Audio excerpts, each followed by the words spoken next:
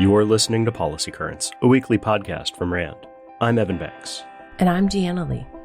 Every Friday, we bring you new insights from RAND's latest research and commentary. It's March 1st.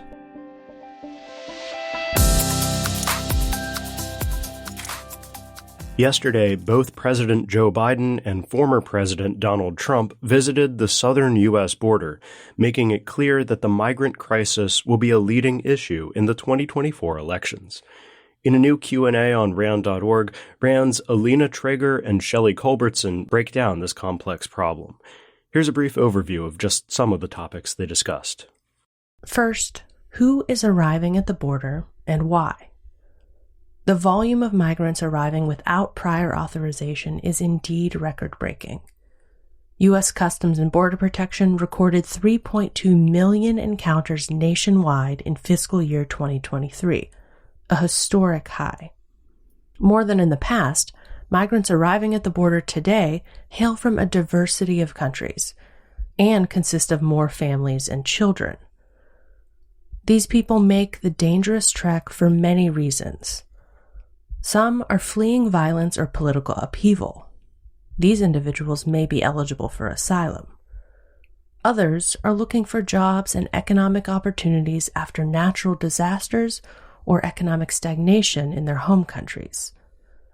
But because there are few lawful paths into the U.S. for migrants who are motivated by those factors, growing numbers of people seek to enter through the asylum process. But the U.S. asylum system was never intended to handle such large numbers of migrants. Authorities who process and screen new arrivals for credible fear of persecution can't keep up. This means that many migrants are paroled or released into the U.S. with a notice to appear before an immigration judge in the future. These court dates for asylum cases are, on average, more than 4 years out into the future and even longer for final decisions. In fact, more than 3 million cases were pending before immigration courts near the end of 2023, with the backlog growing by 1 million since 2022. A range of policies have been proposed to address this. For example, the most recent bill that stalled in Congress would have allowed the Department of Homeland Security to turn away migrants if encounters at the border exceed 4,000 a day for a week, and mandate such actions at certain higher numbers of encounters. Another measure in the bill aimed at reducing the number of asylum seekers would have raised the bar for people seeking asylum by amending the legal definition of credible fear of persecution. These and other approaches aimed at making it harder for migrants to enter or remain in the U.S. would probably deter or prevent some entries. But recent experience and research also suggest that the effectiveness of such policies may be limited. These policies may also have unintended effects, such as a surge in repeat attempts to cross the border or an increase in human smuggling and illegal border crossings.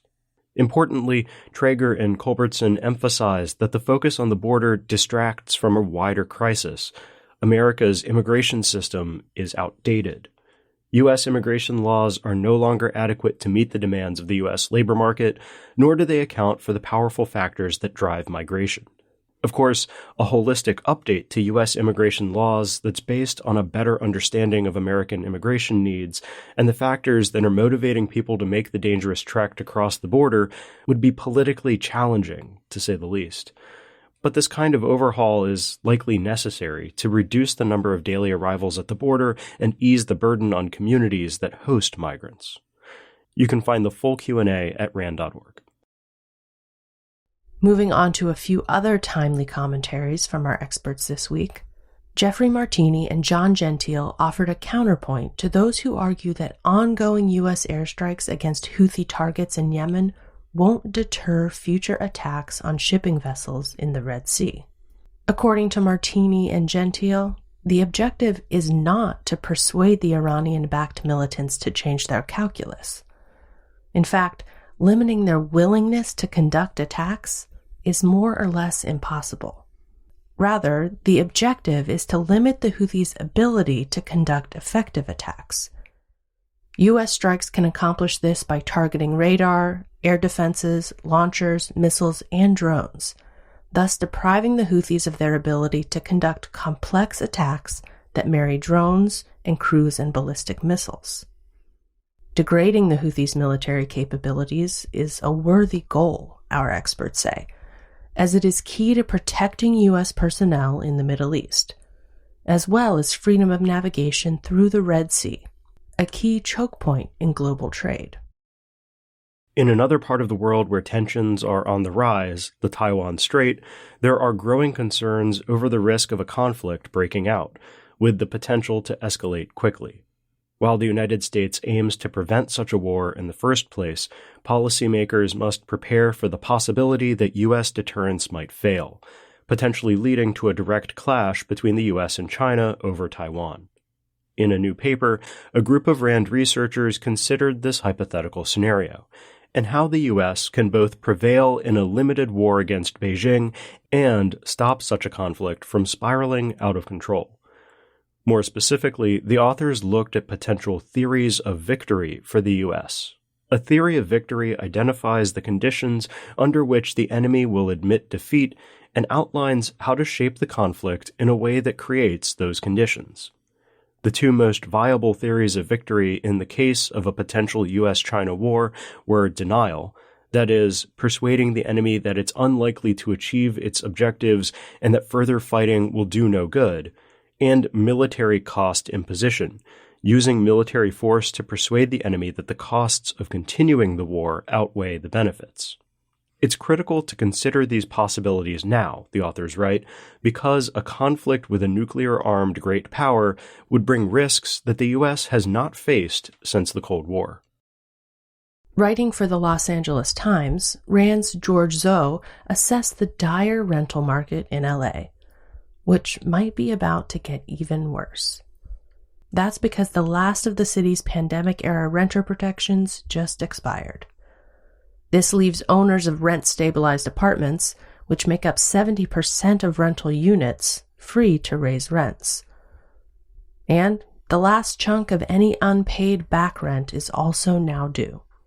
With more than half of LA residents renting and an estimated 90,000 households with outstanding rent debt, the repeal of these measures could lead to a spike in evictions and homelessness.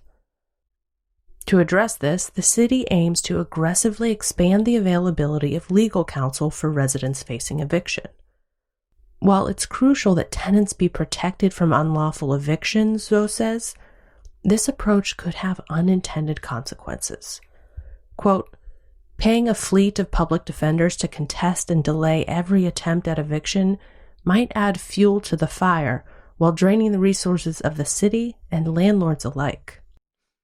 A drawn-out power struggle between the city and landlords would create a market where only property owners able to weather and adapt to renter protections, most likely large corporations, stay in the market. Corporations, in fact, already own more than 40% of the city's rental units.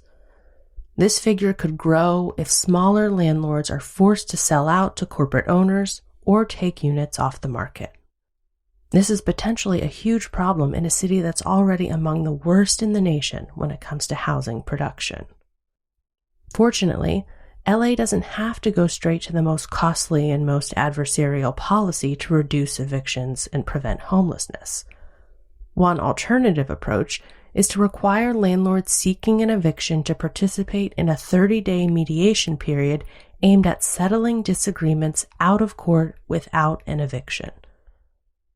When a similar program was implemented in Philadelphia, more than 70% of disputes successfully reached an agreement outside of court. It's unclear what will happen next, but the steps that Los Angeles takes to address this impending crisis are critical.